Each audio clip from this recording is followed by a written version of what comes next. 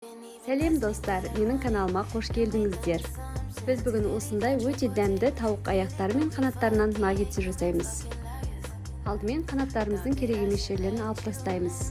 Және ортасынан бөліп, барлығын жақсылап жуып аламыз. Татымына қарай тұз, қара бұрыш, қызыл паприка қосамыз.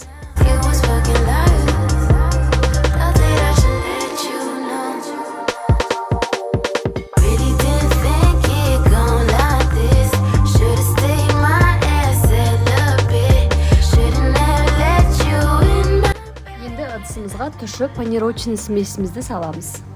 Егер отбасыңыздағылар ащыны ұнататын болса, онда ащы сместі келесі ыдысқа салып аламыз. Панировочный сухариді өз еркілеріңізде қосуға да қоспауға да болады.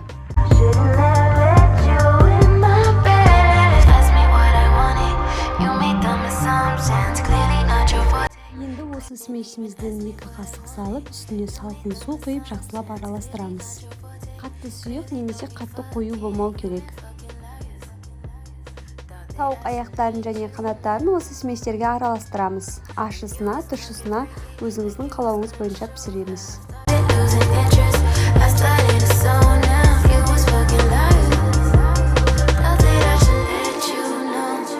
тауық аяқтарын, қанаттарын соусымызға 2 қасық майонез, 2 қасық сметана және үстіне теркадан өткізіп чеснок қосамыз.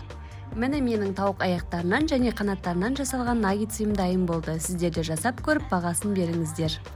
Каналыма тіркеліп, лайк басуды ұмытпаңыздар.